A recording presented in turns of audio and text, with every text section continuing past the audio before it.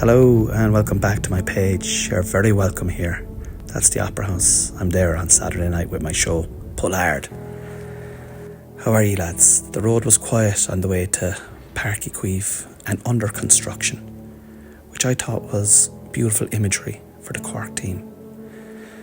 I walked around the stadium, I got in nice and early, and it was beautiful and calm.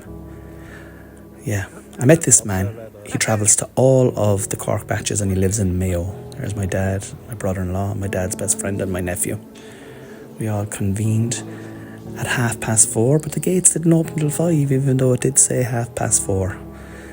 And it was Cunis. There's a dad and a son in early, and there's a family of 4. And then we went inside and we had our grub, salt and pepper, and the place filled up. It's beautiful to be back. A couple of Tipperary fans. And here came the Tipperary team. The guys that are going to officiate, and soon enough, before we knew it, the ball was in and off we go again. Beautiful. The game started absolutely fantastic. Lots of action, left and right, up and down. Lots of changes. The full forward for Cork was dynamic at the start. It's a gorgeous score here, out in front, that's what they always say. But the Tipp boys, look at this for a hand pass here. Look at that for an absolute genius hand pass. The Tipp boys are all Ireland champions, much to my chagrin, but rightly so. And they weren't going to lay down here on Saturday night, or so I thought. And as I said, the first half ebbed and flowed, and there were some beautiful scores, some great scores within the game, great moments of skill, and I enjoyed it for the best part. Now if you know the score, if you know what happened in this game, you'll get my opinion on it there in a minute. But by and all, what I did think was there was an awful lot of space and this game lacked serious intensity. Even in the first half when it was a bit of a contest, I thought scores were too easy to come by, and I think the Cork Bonistore afterwards said it was as good as a hard training session, and that's what it possibly was, because I do not think that either of these teams were showing their hand in any way, shape or form. Here's the captain, the new captain. That's a great score. Wing forward, but can play midfield and can play wing back as well. Here's another phenomenal chance. Full forward catches it, and there weren't many goal chances in this, and I think you have to take them when you get your chances. Great score here from Tipperary, and as I said, some of the skills on show were outstanding. This little fella is a dinger. I say he's a little fella, but he's probably fucking 2 foot taller than me. I'm a really little fella. Now, I don't have a sponsor at the moment, so this is the Cornelius Patrick O'Sullivan magic moment. Oh yeah, CorneliusPatrickO'Sullivan.com magic moment of the match. And go on to my website and you can see where I'm gigging and get in contact if you want to book me. I'm gigging all over the place. My tour is finishing up this weekend, and I'm looking to get back out onto the road.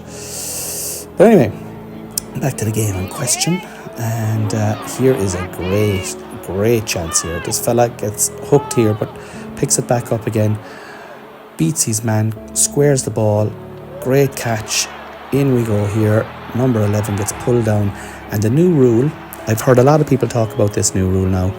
I like it. A lot of people are saying I don't think it's going to last, but it's basically the professional foul. If you get pulled down going for a goal, it's a black card and a penalty. Number 14 has the penalty saved. He put it in the back of the net against Waterford a few weeks ago. That's the way it goes, up and down. Some weeks you're up, some weeks you're down. We win the break on the way out anyway, and the wing forward, who broke onto the team last year, scored an absolutely sensational score. A sensational score. But Tipp had no intention of lying down in this game. And as I said, it was tit for tat.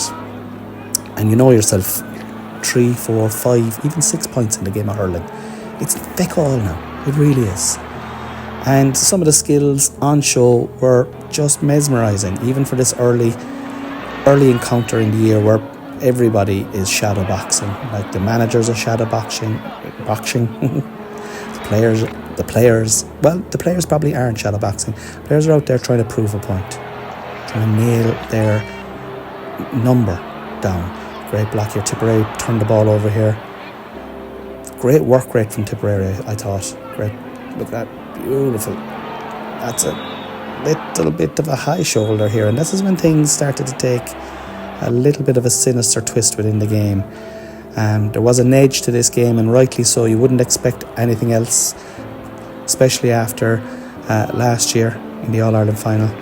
And it wasn't long before the edge slightly sharpened, let us say. And things took a turn for, well, let's just say a turn for the different. Description of the sending off was a case that they continued to contribute to the Middle East. So, and I suppose at that stage, already to be calling someone who's going to pay the price.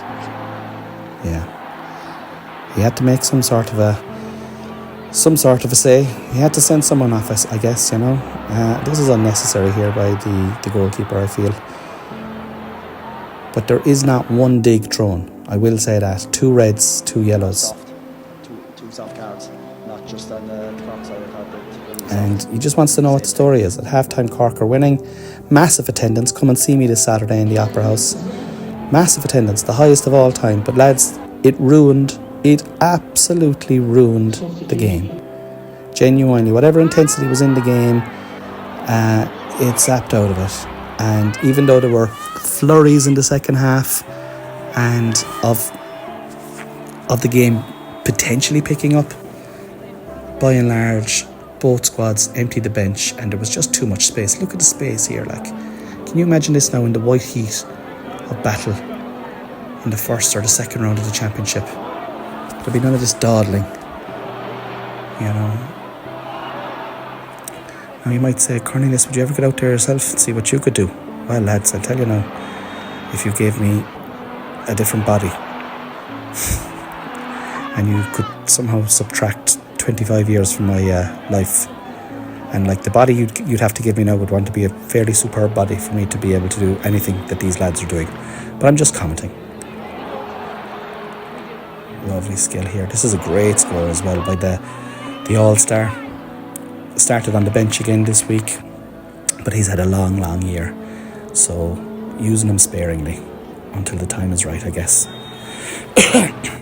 As I said, look at this. This is something Tipperary have in their arsenal. This guy walloped 2 of these over in the second half from well inside in his own half, and that is something nice to have. I like this little bit of aggression here from the Cork midfielder coming off the bench. He's not, look at that guy, fucking stay away from me. You know, no fear. I like what Ben has instilled into Cork so far. The Tipperary fans, even though there was only a few of them there, they were vocal. This fella takes a long time to hit a free, and the Cork fans definitely let him know that.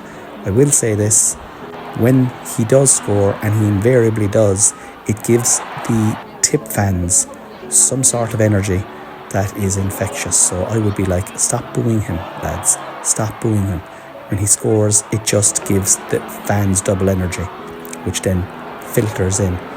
Look at this for a score. Beautiful. This comes off the crossbar here, I think. Yeah, back out. This is off the crossbar. Look at this. It's not often you see that in a game of hurling. Off the crossbar. That's the little game of inches. The 2 boys shake hands, they'll meet again. And off we go.